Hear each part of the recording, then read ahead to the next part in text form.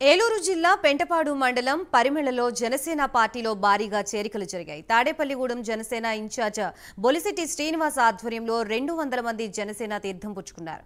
జనసేనలో చేరిన పరిమళ గ్రామ ప్రజలందరికీ బొలిశెట్టి శ్రీనివాస్ ధన్యవాదాలు తెలిపారు.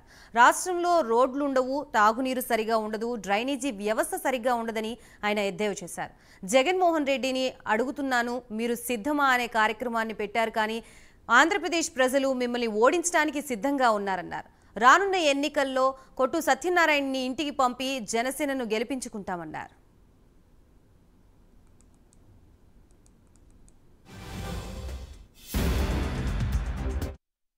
ఎందుకంటే 2000 సంవత్సరంలో ఇక్కడ నువ్వో నేనటువంటి ఎలక్షన్ జరిగింది. ఆ రోజు మరి నేను, గోపి, రఘు మేము ముగ్గురమే, మాకు లీడర్స్ ఎవరు లేరు. కానీ ఆ రోజు చూసుకుంటే మరి సంగం నాయుడు గారు, అచ్యుతం గారు రూలింగ్ పార్టీలో ఉన్నారు. వాళ్ళందరూ ఆ రోజుల్లో మరి ఎంపీటీసీకి ఈ ఊర్లో మమ్మల్ని ఆదరించారు. ఆ రోజు మరి మీరందరికి కూడా మేము రుణపడి ఉన్నాం. ఆ రుణం తీర్చిన అవకాశాన్ని ఇమ్మని అడుగుతా ఉన్నాం. ఎందుకంటే 455 ఓట్లు ఎవరిని అడిగినా ఏం చెప్తారంటే నెగ్గితే 10 కోట్లు అంత నిజంగా అంత టఫ్ గా జరిగింది.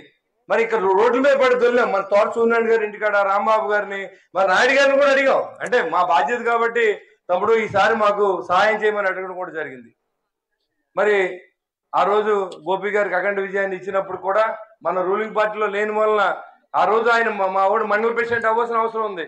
కొన్ని శక్తులన్నీ కలిసి ఆ రోజే మండల ప్రెసిడెంట్ అవ్వకుండా చేసిన సందర్భం మీ అందరికి తెలుసు.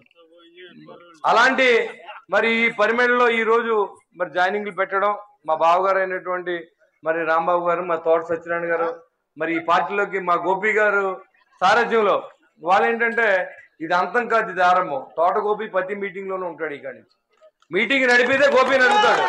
ఇవాళ చాలా మంది మాట్లాడుతూ ఉన్నారు. తెలుగుదేశం పార్టీ స్టేట్ నాయకులు తోట గోపి గారు.